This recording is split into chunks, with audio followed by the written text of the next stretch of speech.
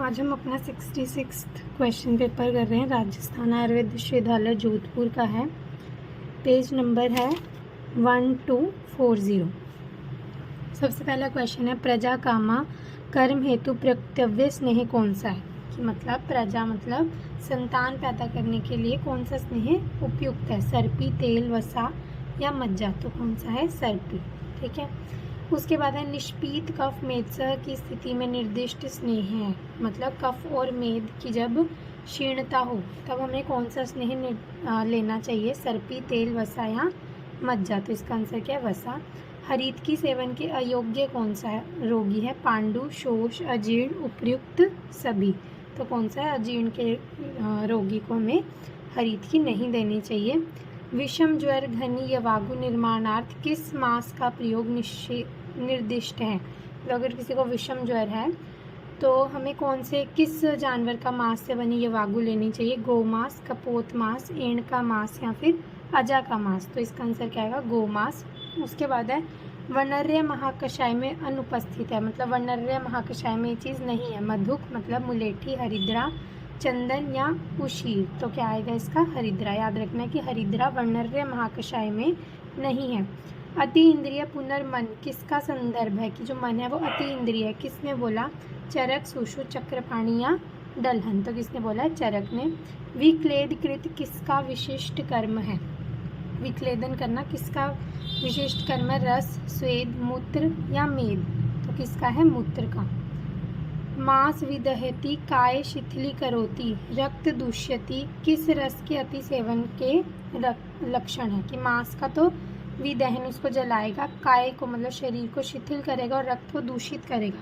तो कौन सा रस के अति सेवन से होगा? लवण, अम्ल, कटु और तिक्त? तो किससे होगा? अम्ल रस के सेवन से। आरगवद आदि गण में अनुपस्थित द्रव्य कौन सा है? मदनफल, पाठा, पाटला या अशोक? तो कौन सा है? अशोक नहीं आता आरगवद आदि गण में। तो रिवाइज करते हैं। प्रजा कामा कर्म हेतु प्रत्यव्य स्नेह कौन सा है? वसा। निष्पीत कफ मेदसा की स्थिति में निर्दिष्ट स्नेह कौन सा है? वसा। हरित की सेवन के अयोग्य के कौन सा रोगी है? अजीर्ण का रोगी। विषम ज्वर गनी या वागु निर्माणार्थ किस मांस का प्रयोग निर्दिष्ट है? गो का मांस। वनर्य महाकषाय में अनुपस्थित द्रव्य कौन सा? हरिद्रा। अति इंद्रिय पुनर्मन किसका संदर्भ है? चरक का। विक्लेदकृत किसका विशिष्ट कर्म है? मूत्र का। मांसम विदहति, कायम शिथिली करोति, रक्तम दूष्यति किस रस के अति सेवन के लक्षण है? अम्ल। आरगवद आदि गण में अनुपस्थित द्रव्य कौन सा है? अशोक। आगे देखते हैं।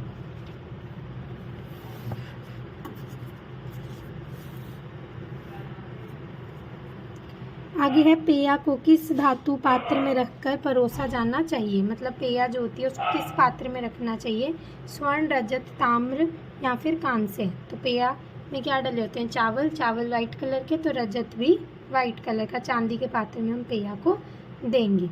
उसके बाद है, आहार में दाड़िम आदि फलों का प्रयोग कब किया जाना चाहिए? आहार में जो दाड़िम आदि फल है मतलब अनार आदि फल है वो कब खाने चाहिए? भोजन के आदि में, भोजन के मध्य में, भोजन के अंत में और सोते समय? तो कब खाने चाहिए हमें? भोजन के आदि में, मतलब भोजन से पहले हमें दाड़िम आदि फलों का प्रयोग करना चाहिए। उसके बाद है, शालसर आदि गण का सर्पी के साथ प्रयोग शुक्र दोष की चिकित्सा निर्दिष्ट है। मतलब कौन से शुक्र दोष में शालसर आदि गण के साथ हम सर्पी का यूज करते हैं? तो क्या है? कुणपगंधी, ग्रंथित, क्षीण या फिर पुरीश ग्रंथि? तो आंसर क्या आएगा? कुणपगंधी। उसके बाद है, शिलापुत्रिक न्याय का उल्लेख डलहन ने किस संदर्भ में किया है? शिलापुत्रिक न्याय का उल्लेख डलहन ने किस संदर्भ में किया? अव्यव, प्रकृति, पुरुष या फिर क्षेत्रज? तो किसमें किया है? अव्यक्त के रूप में किया है शिलापुत्रिक न्याय का। कर्म भी पाप रोगस्य प्रायुर्कुष्ठस्य संभव। पाप कर्मों से कुष्ठ की उत्पत्ति होती है। उक्त उदाहरण से डलहन उत्पत्ति में किस कारण स्पष्ट करना चाहते हैं? स्वभाव, यदृच्छा, नियति या परिणाम? तो किसका करना चाहते हैं? नियति का। कि जो आपकी नियति ही है कि मतलब पाप रोग से कुष्ठ का जन्म हो गया, तो ये नियति है डलहन ने जो बताई है। इंद्रियों को अहंकारिक कौन सा दर्शन मानता है? इंद्रियों को अहंकारिक कौन सा दर्शन मानता है? सांख्य, न्याय, विशेषिक या वेदांत। तो कौन सा मानता है? सांख्य दर्शन।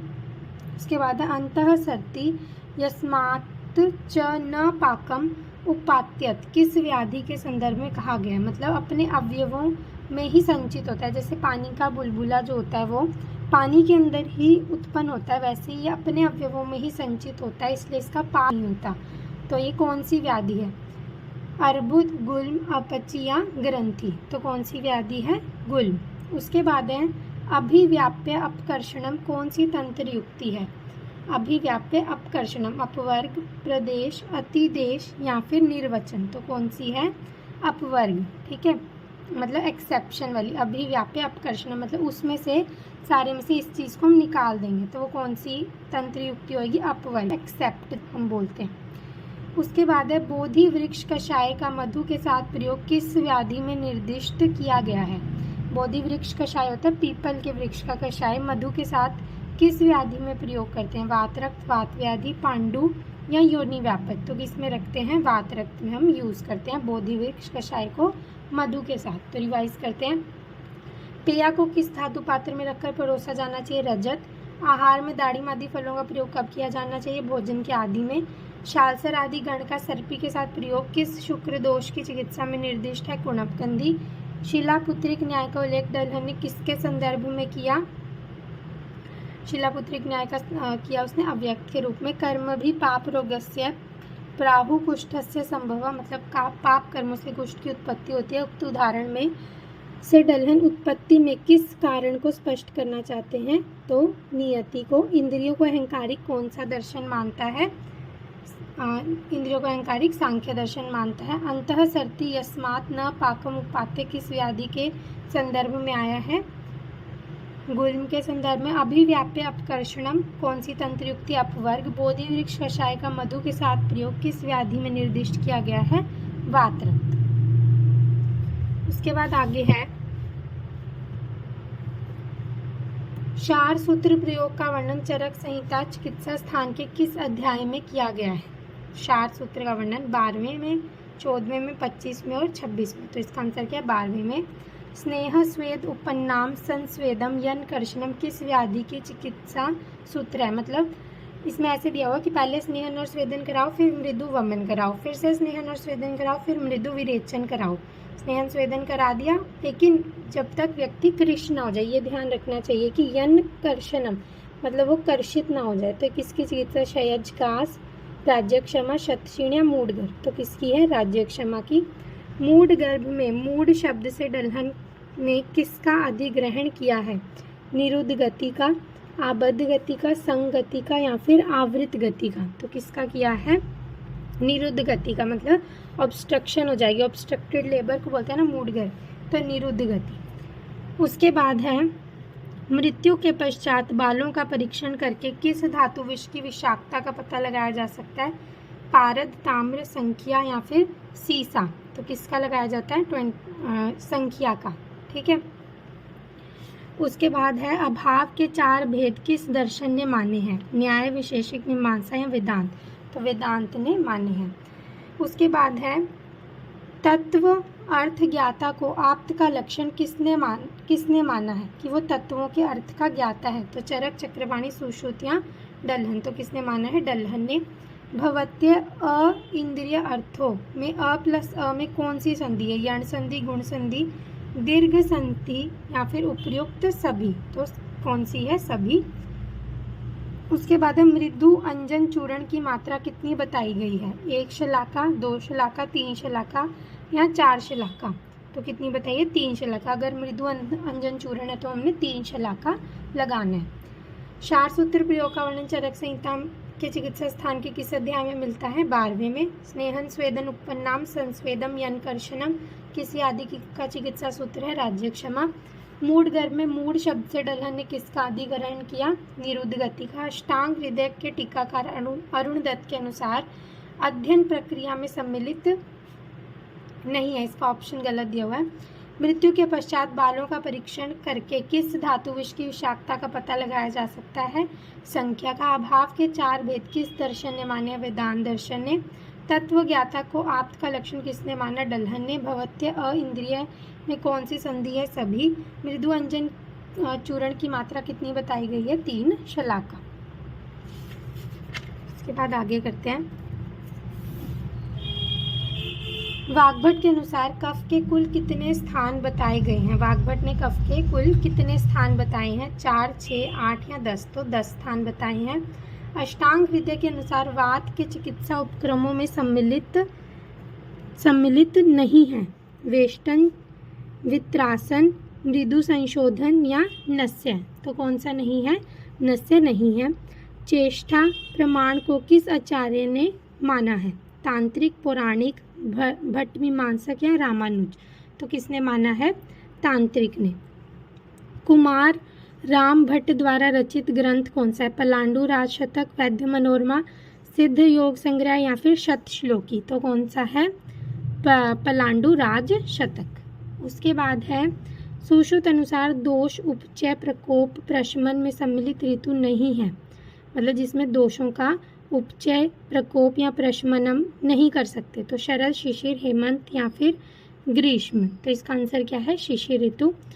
अन्यथा सिद्धिर शून्यस्य नियता पूर्ववर्तिता है।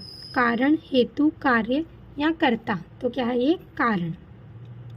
संयम त्रय इनमें से क्या है? अस्तेय, अहिंसा, अपरिग्रह, धारणा, ध्यान, समाधि, यम, नियम, आसन, यम, नियम और प्राणायाम? तो क्या है? धारणा, ध्यान और समाधि, संयम त्रय। उसके बाद है शक्ति ग्रह का मुख्य साधन है। शक्ति ग्रह का मुख्य साधन क्या? आप्त वाक्य, व्यवहार, व्याकरण या फिर कोश? तो शक्ति ग्रह का क्या है? व्यवहार, मतलब आप व्यवहार से अपनी शक्तियों का ग्रह कर सकते हो। उसके बाद है वाजीकरण की आशुकारिता की तुलना किससे की जाती है? मतलब वाजीकरण को जल्दी अगर हम इफ़ेक्टिव बनाना चाहते हैं तो उसकी तुलना किससे की जाती है? वमन से, विरेचन से, बस्ती से या फिर अनुवासन से? तो हम किससे करते हैं? विरेचन से। विरुद्ध उपक्रमत्वाद सर्वम हंति यथा विषम किसके लिए कहा गया है? तो किसके लिए कहा गया? आम विष, मध्वाम, दूषी विष या फिर उपयुक्त सभी? तो ये किसके लिए? मध्व आम, मतलब हम इसमें विरुद्ध उपक्रम कराएंगे। तो रिवाइज करते हैं। वाग्भट अनुसार कफ के कुल कितने स्थान बताए गए हैं? 10। अष्टांग हृदय के अनुसार वात की चिकित्सा उपक्रमों में सम्मिलित नहीं है। नस्य। चेष्टा प्रमाण को किस आचार्य ने माना है? तो किसने माना है? तांत्रिक ने। कुमार राम भट्ट द्वारा रचित ग्रंथ कौन सा है? पलांडु राजशतक, मतलब ऐसे याद रखना, प्याज वाला है। उसके बाद है सुश्रुत अनुसार दोष, उपचय, प्रकोप, प्रशमन में सम्मिलित ऋतु नहीं है। शिशिर ऋतु। अन्यथा सिद्धिर अनुशस्य नियता पूर्ववर्तिता क्या है? कारण। संयम त्रय क्या? धारणा, ध्यान, समाधि। शक्ति ग्रह का मुख्य साधन कौन सा है? व्यवहार। वाजीकरण की आशुकारिता की तुलना किससे की जाती है? विरेचन से। विरुद्ध उपक्रमत्वाद सर्वम हंति यथा विषम किसके लिए आया है? मध्व आम के लिए। इसके बाद आगे देखते हैं। सुश्रुत अनुसार रक्त पित्त के निदान में सम्मिलित है क्रोध, भय, शोक, उपरोक्त सभी? तो उपरोक्त सभी। चिकित्सा अर्ध किसे कहा गया है? अग्निकर्म, शारकर्म, सिरावेद या फिर विरेचन? तो किसको कहा है? सिरावेद को। चरक ने प्रमाण को क्या कहा है? परीक्षा, ज्ञान उपाय, रोग विशेष विज्ञान या फिर उपयुक्त सभी? तो उपयुक्त सभी। स्नेहिक धूमपान का सेवन दिन में कितनी बार करना चाहिए? 1 बार, 2 बार, 3 बार, 3 या 4 बार? तो 1 बार करना चाहिए। जेनताक स्वेद का प्रयोग किस ऋतु में निर्दिष्ट है? जेनताक स्वेद हमें कौन सी ऋतु में करना चाहिए? हेमंत, वसंत, शिशिर या फिर शरद? तो कौन सी ऋतु में करना चाहिए? हेमंत ऋतु में।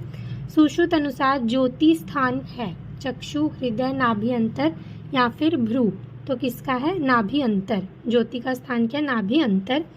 उसके बाद है चरक अनुसार आहार परिमाणकर भावों की संख्या कितनी होती है? 4, 6, 8 या 13? तो कितनी होती है?